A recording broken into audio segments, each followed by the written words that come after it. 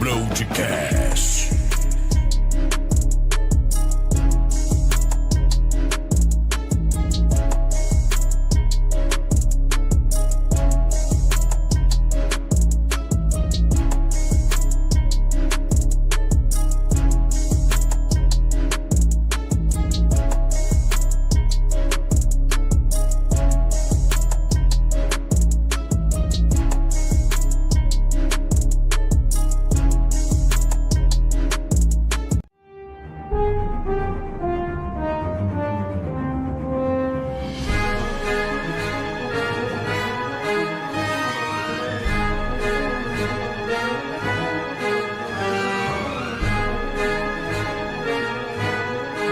Muito bem, senhoras e senhores, estamos de volta aqui no canal Arena Broadcast e hoje o papo é sobre literatura. Estou aqui com uma pessoa incrível que nasceu em Turvânia, Goiás, mas que atualmente reside em Goiânia e Palmas. Ela fica alternando essas duas cidades. Então, hoje nós recebemos com muito prazer, com muita honra, a escritora Lita Maria. Bom dia. Bom dia. Afinal, ainda não é meio-dia, né? Ainda não almoçamos, né? Obrigada pelos elogios, pelos adjetivos todos. E estou feliz em estar aqui e falar um pouco sobre a minha literatura, nossa literatura. E para mim é uma honra imensa te receber aqui, porque eu adoro os assuntos relacionados à literatura, à escrita, à organização do pensamento. São coisas que um escritor precisa ter, né? Um pensamento organizado, principalmente na hora de redigir as suas peças, né? Então, acho que é muito importante para a nossa audiência conhecer um pouco da Lita, porque nesse programa nós iremos falar como que funciona a cabeça de um escritor, né? Eu acho que a galera pira, porque, pô, só você tem 5 obras já, né? Sim. 5 obras. Então, assim, é muito texto, é muita coisa. E conhecer a cabeça de um escritor, ainda mais da sua envergadura, que tem projetos que vai além dos livros e que vai para o cinema, enfim. Eu acho que vai ser um episódio de bastante conhecimento que a gente vai passar para o nosso público, não é? Sim, mas acredite, quando a gente fala em organização, muitas das nossas produções nascem do caos, Do né? caos, né? E aí que vem, né? A gente vai falar um pouco sobre isso, sobre essa estruturação, sobre essa busca de técnicas para que nós consigamos transformar todo esse espaço criativo, que muitas vezes está num caos ali, numa ebulição, em uma obra literária ou em uma obra artística mesmo, né? De qualquer outra linguagem, não só da literatura. Sim, sim. Porque às vezes as pessoas veem o livro bonitinho, muito bem escrito, muito bem organizado, mas não sabe que aquele ali foi fruto de um momento, talvez um ciclo, e que isso tudo em algum momento era um caos e que depois foi tudo muito organizado, né? Então Sim. é muito bom. Então vamos lá, vamos apresentar hoje a Lita para nossa audiência. Lita, afinal de contas, quem é você, né? Como que a gente poderia descrever a Lita em pessoa? É difícil, né? Eu acho que eu ficaria até mais confortável em falar um pouco das minhas protagonistas aqui, das minhas personagens, do que falar de mim mesma. Porque, como escritora, né, eu estou sempre também num processo de construção, de reinvenção e de procurar novas possibilidades também, de como eu me coloco no mundo, né? Porque eu sou mãe, eu sou avó, eu sou mulher, eu sou escritora, eu sou poeta. Quando eu trago todo esse contexto, né, do Essa que bagagem, realmente, né? eu sou, aí eu me perco também. Ao mesmo tempo que eu me encontro nesses espaços com tranquilidade para falar que eu estou imersa na literatura, eu me encontro e eu também me perco um pouco, porque são muitos leques que nós temos que equilibrar para que consigamos aí produzir a nossa literatura e nos colocarmos também no mundo dentro dos olhares que nós acreditamos. Sim. E hoje, qual é a sua maior fonte de inspiração para suas obras? Existe algo pontual na sociedade como um todo que você olha e você fala, cara, isso aqui sempre dá assuntos bons. Eu acho que ou é fruto de algo que você reflete muito sobre a humanidade. Existe alguma coisa em especial na nossa sociedade que te inspira? Então, Alex, eu acho que é um pouco de tudo, né? Ultimamente eu estou muito focada dentro de um projeto que eu chamo de Ciclo do Sertão. É um projeto amplo que engloba 4 romances, a escrita de 4 romances, sendo que 3 deles já estão publicados.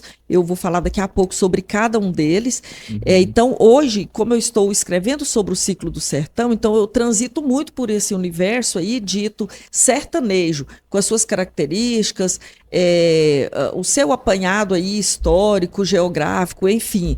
Mas se falarmos do lugar da criação, ele está em toda parte, né? Então, o que inspira um escritor? Eu acho que vem de todos os lados, de todos os lugares, vem também de dentro, porque nós também trazemos aí uma memória, trazemos aí as nossas reminiscências, as nossas vivências, e quando isso dialoga com o mundo ao nosso redor, nós temos possibilidades de reinventar, de reescrever e de trazer novos olhares sobre essa realidade. E mesmo que for alguma coisa do nosso passado também.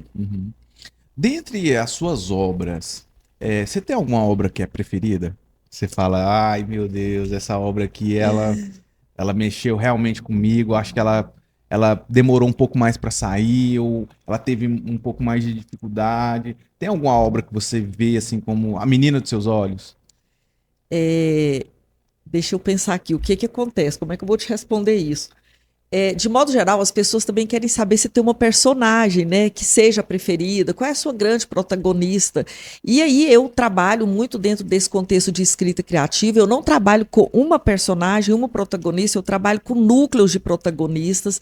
E isso coloca um carinho muito, me coloca num lugar de ter muito carinho por muitas dessas protagonistas, né? Então eu não ousaria, imagina, de citar nome de nenhuma protagonista e de nenhuma obra específica, porque cada uma exige de mim uma entrega diferente. E essa entrega dialoga com o contexto que eu estou vivendo, né? Com o meu contexto atual. Então, os diálogos são múltiplos. São múltiplos. Seria algo parecido com a ideia ou a concepção dos compositores de música, porque cada música reflete um pequeno trecho ali da vida do cara. Às vezes a pessoa teve uma inspiração em pequeno fatia ali daquele momento que ela viveu e escreve a música. Talvez do autor seriam coisas maiores, né? Momentos maiores ali que ele vai juntando para poder formular uma obra. Seria algo nesse sentido? É exatamente isso. Mesmo que quando a obra final, essa obra esteja pronta, que seja da literatura, do audiovisual, das artes visuais, da música, enfim, pode ser que dentro dessa obra tenha um diálogo específico com alguma coisa muito íntima sua, mas isso necessariamente não é trazido ao público e nem está claro, né? Muitas vezes está nas entrelinhas, está no subtexto. Eu acho que nós amamos ou odiamos, né? Modo de falar, as nossas personagens, as nossas obras, de acordo com o momento que nós estamos vivendo. Eu vou te dar um exemplo. As pessoas falam, você não tem uma personagem preferida, mas tudo que você fala, essa velha carpideira Cota está presente. Como ela não estaria presente? Veja bem, ela está aqui desde o primeiro livro, né, que é o Canto da Carpideira. Vou mostrar aqui para vocês. Olha aí, que bacana. Daqui a pouco eu vou falar sobre ele. Eu vou ganhar algum livro de presente hoje? Vai. Olha ali, olha, atrás de você tem alguns livros. Todos os autores que vêm aqui no podcast, eles sempre nos presenteiam com um livro. E eu faço questão de deixar aqui, fazendo parte do cenário. Mas aí eu vou querer um feedback após a leitura, né? Então, como eu estou falando, a minha velha carpideira Cota, né? Esse fazer artesanal do canto da carpideira, trazido aí do sertão antigo, do mundo antigo, vamos dizer assim, esse fazer, muitas vezes feito somente por mulheres, né? Que canta as ladainhas, canta, pranteia o defunto, pranteia o morto, canta os benditos, né? Então, a minha grande personagem Cota trabalha com isso e ela está presente em todos os livros. Aí ela reaparece aqui, né, no mundo de Dora, sobre Dora e Dores. E agora, olha aqui, a grande novidade, vou lançar no mês de janeiro, vou lançar em Palmas e em Goiânia, primeiramente, que são as 2 capitais onde eu moro. Eu vou lançar aqui a Casa de Todos os Santos, que é a casa do povo de Todos os Santos, né, que tem esse sobrenome. E é novamente contando a vida, a infância, o nascimento dessa velha Cota. Que bacana. A gente tinha mencionado há pouco que a cabeça do escritor, né? Antes de formular uma obra, primeiro vem o caos, vem as aspirações, as inspirações ao As redor, dores, as as dores, as alegrias. vivências, as alegrias, as tristezas, e aí daquele caos é formado uma obra, né? Mas para que isso tudo seja organizado, é preciso ter um desejo e ter uma, digamos assim, uma dedicação muito grande em relação à escrita, né? Quando que você começou a se perceber escritora? Porque escrever também é uma arte, né? Sim. Escrever e organizar e tirar as ideias e colocar num papel e, enfim, toma muito tempo. Quando que você começou a se perceber escritora? A partir do momento que você olhou assim, meu Deus, eu já escrevi a minha primeira obra. É, Alex, essa pergunta sua, ela é fácil e ela é muito difícil ao mesmo tempo, porque é fácil falar, eu sempre gostei de fazer meus versinhos, desde criança, desde menina, mas quando você parte para a sistematização disso tudo, aí fica tudo muito complexo, né? Eu sou filha de Trindade, Goiás, aqui no nosso interior, nascida e criada, e é uma cidade que tem uma vocação religiosa muito grande, e eu tenho 58 anos, né? Então, quando eu passei minha infância em Trindade, há 50 anos atrás, mais de 50 anos atrás, eu convivi, eu vivi num lugar que ainda não tinha toda essa modernidade. Então tinha muito cara ainda de, em alguns lugares dentro de Trindade mesmo ali nos arredores, de sertão, de povoado. Então eu venho desse lugar, eu trago todas essas vivências. E a coisa da poesia, da escrita, ela sempre esteve ali. Até mesmo hoje, eu olhando para trás, eu vejo pela predileção em priorizar aí as áreas de humanas, né? A prosa, a poesia, enfim. Então, Entendi. sempre esteve aqui dentro, em algum lugar. Sempre esteve, né?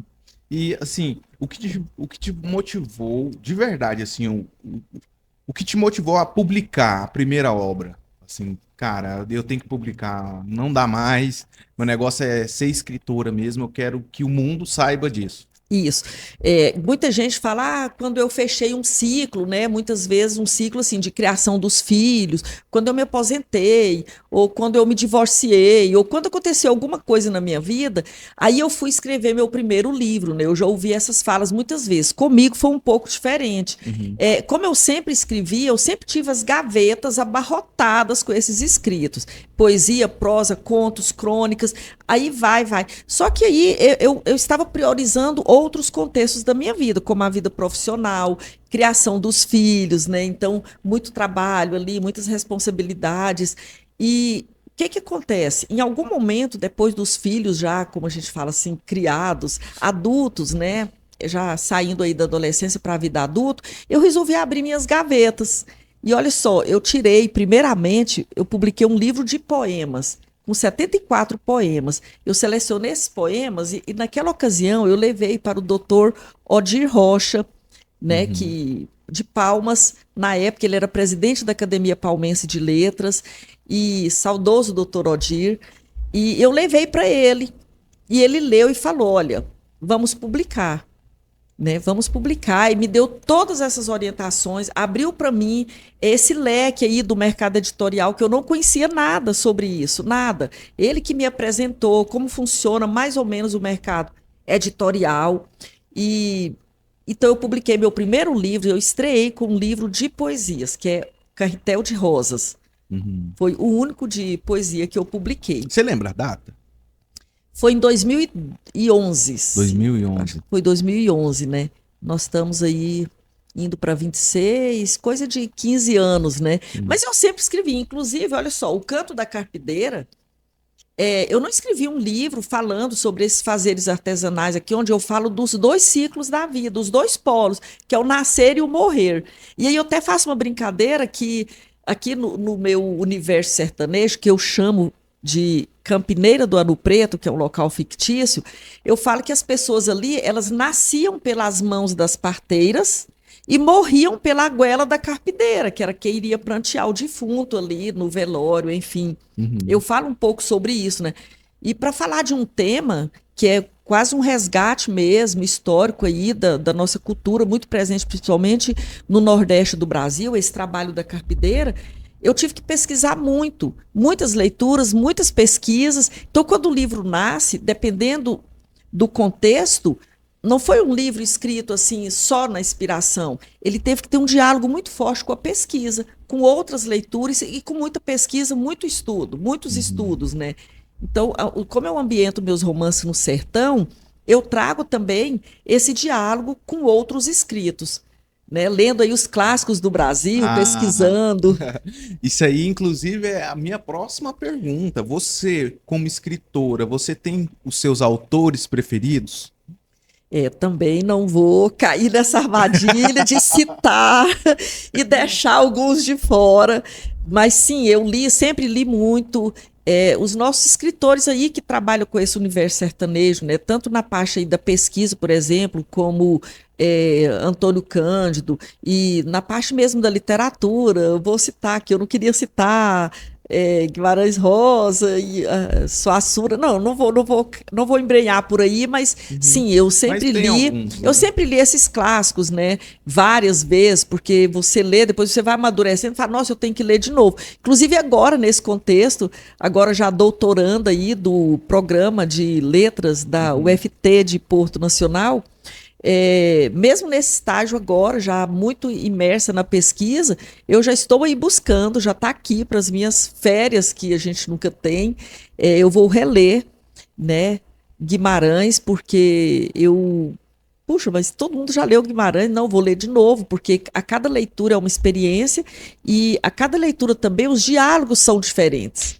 A interpretação vai mudando Sim, também, né? o seu olhar sobre o mundo, as suas pesquisas sobre aquela temática, uma vez que eu também pesquiso esse universo sertanejo, porque hoje lá no Tocantins eu até brinco que eu faço questão de ambientar os meus romances nesse norte do Brasil. Tocantins hoje, ele era, né, da região centro-oeste, que era o norte goiano, e hoje ele faz parte da região norte, né? Então, esses, essa herança geográfica, história desses sertões, dos povoados, das vilas, dos vilarejos, que antigamente era norte goiano, hoje isso faz parte do Tocantins. E eu fico Uhum. feliz em poder ambientar os meus romances nesse contexto. Mas dá muito trabalho, Dá porque muito tem muitos trabalho. estudos e muitas pesquisas. Sim. Quanto, quanto, quanto tempo, em média, leva para se desenvolver uma obra, para você deixá-la a ponto de publicar? Você tem hoje mais ou menos uma estimativa? Ou é muito relativo? Algumas é mais rápido, outras são mais demoradas? Ou existe um tempo médio? É relativo, né? E eu gosto de brincar que tem grandes nomes aí na literatura que tem depoimentos aí registrados aí nas redes sociais que fala, olha, eu escrevi tal livro em uma semana e o livro é um clássico. O livro é imortal, né? E já tem outros que falam, não, eu fiquei 20 anos. Eu fiquei 20 anos construindo uma personagem. Eu fiquei 20 anos construindo um lugar quando você vai ali para os aspectos geográficos, né? Então é tudo muito relativo. Como eu friso mais uma vez, como eu estou escrevendo o ciclo do sertão, demanda muitos estudos e muitas pesquisas. Então esse tempo ele fica um pouco mais extenso, porque tem o lugar da criação, mas tem as pesquisas que fundamentam toda essa narrativa, né? Então Uhum. pode ser que demore um pouco mais. Até se eu pegar a minha literatura de uma para outra, é completamente diferente, não tem uma média. A cada 5 anos eu publiquei um livro. Não, hoje eu estou com 5 livros publicados e de um para o outro aí pode ter, sei lá, decorridos aí 2 anos, 7 anos, 5 anos. Uhum. Tem alguma história marcante que te marcou? Algo que aconteceu durante é, o processo criativo de uma obra que marca você até hoje, que você fala, caramba, isso aqui é algo que eu jamais vou esquecer na minha vida. Há um fato curioso que aconteceu? Tem. Qual? Quando eu estava escrevendo O Canto da Carpideira, como eu falei, eu fiquei pesquisando durante muito tempo, aí comecei a escrita. E como eu meio assim, notívaga, eu gosto muito de escrever nas madrugadas, né? Faço lá o meu café, depois que a casa dorme. Nossa, é bom A demais, casa né? dorme, aí eu vou O mundo sentar, o dorme. mundo dorme, né?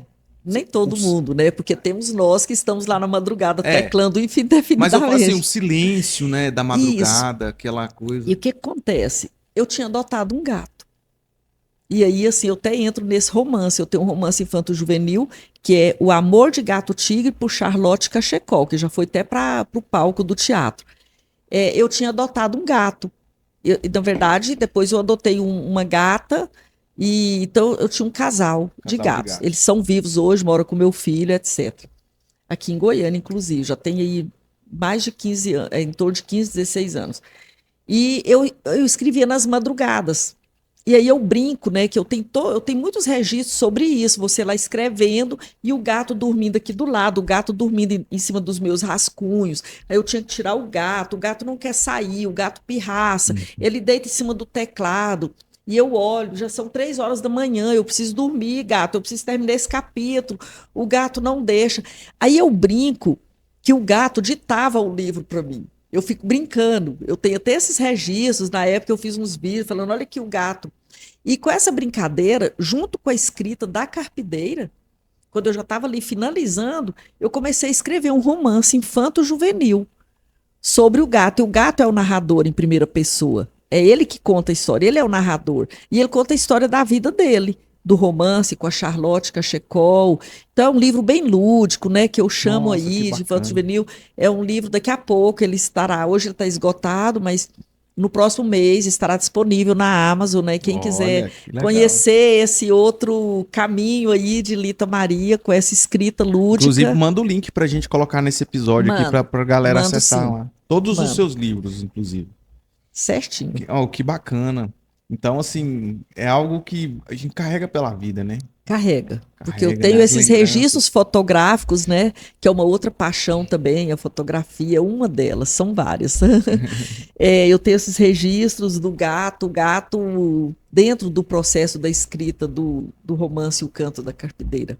Sim. Tem outra coisa curiosa sobre a confusão que algumas pessoas fazem a respeito da profissão do escritor, né? Que às vezes as pessoas acham que o escritor é algo semelhante ao músico, né? Pô, você é escritor? É. Mas você faz alguma coisa além disso? Mas isso é uma profissão e é uma baita de uma profissão porque exige muita coisa, né? E através dos autores é que se transmite o conhecimento. Tudo que a gente tem de conhecimento de obra literária ou de obra científica, tudo é feito através dos escritores e dos autores, né? Então, se tem livros para as pessoas estudarem, porque houve autores, escritores Que que se se debruçaram, né? debruçaram durante um tema e, de forma científica, foram empeorando o seu conhecimento. Como que você lida com isso? Quando as pessoas vêm, às vezes, com falta de informação a respeito disso, como que você responde isso para as pessoas? Então, de modo geral, acho que todo mundo passa por isso, né? O que você faz? Eu sou escritora. Tá, mas o que você faz? Eu sou escritora. Tá, mas o que você faz para viver? Eu sou escritora. Mas ao mesmo tempo, Alex, esse lugar, né, de você demarcar, eu sou escritora, realmente ele é difícil, assim, as pessoas compreenderem que você dedica integralmente à literatura, né? Hoje eu estou me dedicando nessa fase agora. À literatura, à escrita do Ciclo do Sertão, ao meu doutorado, né, e a algumas questões familiares também. Mas o mercado editorial também, ele é complexo. É difícil hoje você publicar por meios próprios, nem sempre tem disponíveis, né, os editais aí de incentivo para você tentar captar algum recurso ou fazer parcerias. Nos últimos anos, você considera que ficou mais fácil ou mais difícil captar um recurso para, de repente, Ficou mais patrocinar? acessível. Ficou mais acessível. Ficou mais acessível. Mas como eu estou te Dos últimos falando, 10 anos para cá, por exemplo? eu acho que sim, ficou mais acessível. É, As informações também hoje na internet ajudam muito, né? Mas hoje eu falo, eu sou escritora. Perdão. Nem sempre foi assim, eu nem sempre pude dedicar somente à escrita, né? Mas depois que eu fechei alguns ciclos da minha vida, hoje eu estou tentando me dedicar somente à literatura, buscando aí parcerias, tentando construir esse espaço de disseminar essa literatura, de fazer parcerias também com as escolas. É muito importante despertar essa criança que está lá na idade escolar também para esse processo de leitura, escrita. Tem os trabalhos dos clubes de leitura, que são, assim, os clubes de leitura são fantásticos, né? Porque muitas vezes esses clubes eles agregam ali pessoas de várias áreas, de várias idades. Às vezes eles têm nichos específicos, né? Tem muitos clubes de leituras que só leem mulheres, ou só tem mulheres, ou às vezes é misto, é bem dialogado, mas é fantástico. E eu tenho a felicidade, a gratidão de já ter sido lida por 6 clubes de leitura. Olha aí, 6. que bacana. Então eu acho isso incrível. Todos focados no nicho mulher, tipo, assim, focado nesses assuntos ou tinha outros nichos, digamos assim, diversos? De modo geral, são focados na literatura. Alguns deles em literatura brasileira produzida no Tocantins, que é como eu chamo, né? As pessoas falam, você escreve literatura regional? Eu falo, não, eu escrevo literatura brasileira, só que está sendo produzida no Tocantins. Ou aqui em Goiás, né? Porque eu moro lá e cá. Muitos deles, sim, só leituras de mulheres. E eu trabalho muito com as minhas protagonistas e um leque de mulheres protagonistas, né? E os clubes, eles fazem isso. Eles têm a leitura lá, às vezes, do mês ou de 2 meses, a cada trimestre também. E depois a gente reúne, debate a obra sob vários aspectos, né? Quando eles lerem escritores vivos agora da contemporaneidade, como é o caso desses clubes que leram a Lita Maria, é interessante porque você pode participar desse encontro de debate. Eu participei de alguns, não participei de todos, e foi uma experiência completamente nova, incrível, diferente, uma experiência muito rica, porque você traça um diálogo ali com o olhar do leitor sobre a sua escrita. A relação do leitor, por exemplo, o afeto do leitor com as suas personagens. Olha como isso é rico. E você pode ali debater. Quando você escreve prosa, como eu escrevo, e tem todo um contexto que faz parte do meu projeto estético, que fica nas entrelinhas e nos subtextos, né? Então, quando você vai para esses debates, é muito louco. Você ficou ouvindo os debates, as pessoas trabalharem aspectos das suas personagens. Sim, inclusive passa por dentro do... aliás, transcende a questão da literalidade. Porque quando você lê, você também precisa interpretar. E aí, dentro da interpretação, às vezes acontece o fato da imaginação. Você, às vezes, tem um olhar diferente, às vezes... E você já se surpreendeu com, talvez, uma interpretação de alguma coisa que você não viu, ou às vezes ficou passado despercebido, algum detalhe em específico, por exemplo, nos clubes de leitura? Teve algo que já te surpreendeu? Sim, dentro e fora dos clubes, porque já aconteceu também de a pessoa trazer todo um contexto, e aí você fala, nossa, mas eu só queria dizer isso, né? Você pensa, né? Vai além, né? Vai além. Isso muito é muito bacana rico, isso, né? Alex. Isso é muito rico. Olha só, o livro O Canto da Carpideira, ele foi tema pesquisado em dissertação de mestrado de uma pesquisadora, professora pesquisadora do Tocantins. E ele rendeu também vários artigos científicos sobre as personagens da obra. Todo esse material está disponível, né, na internet, lá no repositório da UFT, pode ir lá e pesquisar lá O Canto da Carpideira de Lita Maria, que tem artigos, tem essa dissertação de mestrado. Então, quando um pesquisador, ou um leitor, ou um estudioso se debruça sobre uma obra literária e traz à luz novas camadas, novas possibilidades de interpretação, isso é fantástico. Que venha em forma de crítica, que venha em forma de escrita acadêmica, de crítica também, não importa. É nessa relação que que a literatura se faz, que ela pode ser um catalisador aí de mudança, Sim. né? São através dessas novas e possíveis camadas de interpretação. Uhum. Eu confesso, no início dava aquela insegurança, ainda dá um pouco, né? Outro dia eu conversando com um escritor estreante e um amigo meu, e ele falava: sabe o que eu tenho mais medo? Eu não sei onde esse livro vai parar, eu não sei onde a literatura vai parar. E nós não sabemos. Nós não sabemos. Por exemplo, o Canto da Carpideira foi indicado 4 vezes aos vestibulares da UFT. É um recorde, né? Porque eu nunca vi alguém ser indicado Eu não tantas acompanhei vezes. bem esses dados, não, mas eu sei que é bastante, né? E aí o que acontece? Eles trazem novas interpretações. Olha só, a Dora. O livro da Dora, ele vai estar sendo agora adaptado para o audiovisual, pela Cena Aberta Produções.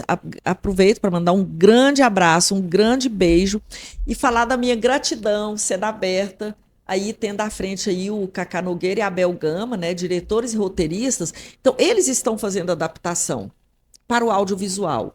Já estão aí com todas as horas gravadas.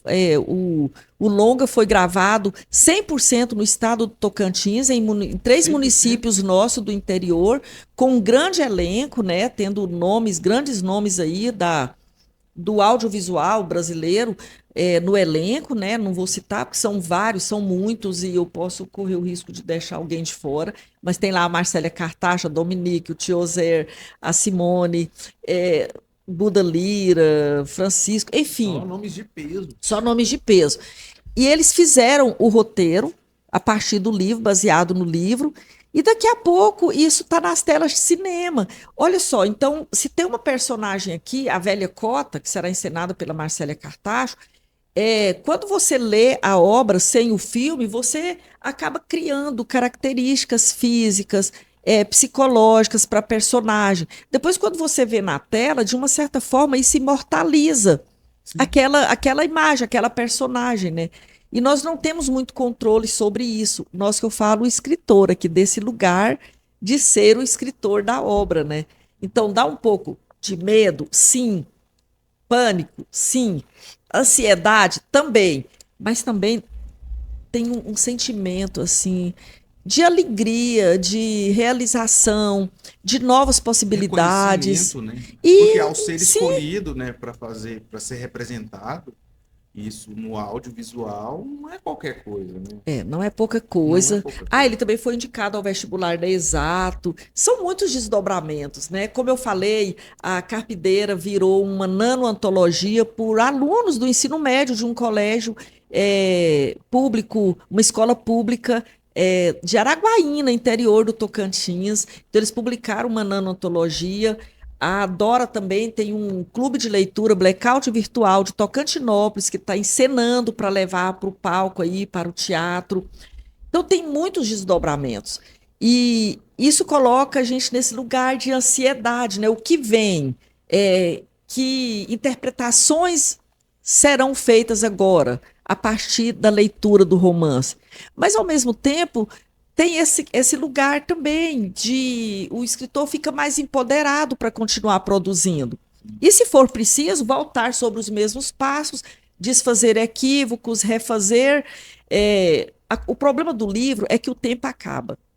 Porque se não acabasse, se não precisasse essa pressão de uma hora você ter que entregar para a editora, olha, Lita Maria, tal dia é o último dia. Aí o tempo acaba. Porque se não fosse essa pressão, a gente não acabava nunca o romance. Você não fecha o romance. É muito difícil fechar. É muito difícil fechar o ciclo. Dói. Lita, e deixa eu te fazer uma outra pergunta agora. Você também participa de algumas academias, dentro e fora do estado de Goiás. Existe algo, assim, eu sei que existe, né, mas eu vou fazer a pergunta por uma questão de formalidade, mas existe algo importante na vida do escritor ou do autor que agrega ao participar das academias? Você vê que algo importante acrescenta na sua vida? como escritora? Sim, porque as academias, né, de modo geral, ela tem esse papel de fomentar a literatura, de criar espaços, de disseminar a literatura e de imortalizar as obras, né? A pessoa fala, você é da academia, então agora você é imortal. Não, a minha obra é imortal, né? A Lita não, a Lita daqui a pouco todos nós iremos embora um dia, né? Mas a obra fica aqui imortalizada. Então, a academia também tem esse papel de imortalizar as obras, mas mais do que isso, é de criar espaços para disseminar e favorecer aí o crescimento do processo de leitura e escrita. Né? Então, por isso que as academias, de modo geral, têm um trabalho também muito relevante, relacionado principalmente às escolas, né, muitas vezes. Como eu falei, eu participo de vários espaços de academia, tanto como titular, como sócia correspondentes, né? E eu até brinco que eu vou entrar só em mais uma academia. Vou aproveitar aqui e mandar um recadinho para Atleca, né? Atleca, que é a Academia Trindadense de Letras. Por quê? Porque eu sou filha de Trindade, eu saí de lá, eu corri naquelas ruas ali, poeirentas, eu brinquei em rodas de ciranda na rua. Eu conhecia cada cantinho, cada tijolo daquela cidade, eu tenho um afeto muito especial e eu fico brincando, né? Eu ainda quero entrar na Atleca um dia, quando tiver um edital aberto, agora não, que está esse tumulto todo, mas um dia, quando chegar o momento, tiver um edital aberto, eu quero concorrer, porque eu quero fechar esse ciclo também de participação em academias com a minha posse na Atleca, se isso der certo algum dia. Mas eu gostaria de me dedicar mais às academias, porque são muitos espaços, com muitos projetos, e nem sempre estamos com esse tempo, né? Porque a gente esbarra aí, porque tem as questões familiares, a nossa vida pessoal, tem os estudos, tem as pesquisas, tem a estrada. Tem a estrada, né? Tem a Sua estrada. vida é uma loucura. É muito corrido. Né? Inclusive, nós temos que finalizar a nossa entrevista, porque eu preciso te liberar, porque você precisa já sair daqui, você já tem outros compromissos. Mas eu quero te agradecer imensamente por esse momento. Eu acho que a gente precisa bater mais papos como esse, né? Trazer pessoas desse mundo da literatura, outros escritores também que você deve ter muito acesso, deve conhecer muitas pessoas bacanas também. E comente aqui, você que está assistindo esse episódio, se você gostaria de ver a Rita aqui mais vezes aqui no estúdio, né? Quem sabe produzindo um projeto aqui, né?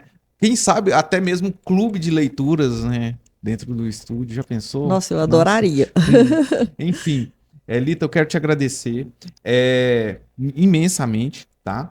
E eu queria que você deixasse, assim, talvez uma mensagem de reflexão, algo que você quisesse passar para a nossa audiência que está te assistindo, que está te conhecendo nesse momento. E também, lembrando, pessoal, que a Lita vai enviar para mim todos os links e a gente vai colocar na descrição para você poder acessar todas as obras já publicadas dela. Tá? Então, essa aqui é a sua câmera, fica à vontade, manda o seu recado, a sua mensagem para a nossa audiência. Eu já vou recomendar, né? O Canto da Carpideira está disponível na internet, só baixar e ler. Se quiser um livro físico, é só entrar em contato. Daqui a pouco estará disponível na Amazon também. Mas eu vou aproveitar esses últimos segundos aqui para falar da estrada, né? Eu já saio daqui correndo para Palmas, Tocantins, porque amanhã estaremos lá lançando o livro da minha amiga, da minha orientadora, da minha professora, doutora Roseli Bodinar, que está lançando Literatura e Doçuras. Eu prefaciei a obra junto com outras professoras e estaremos lá amanhã lançando o livro dela. Então eu recomendo, pode nos procurar lá nas redes sociais. Eu vou deixar também todos os arrobas dos clubes de leitura aqui nesse episódio anotado, para vocês conhecerem um pouco dos clubes de leitura que já leram Lita Maria. Grande beijo, até mais, até o próximo.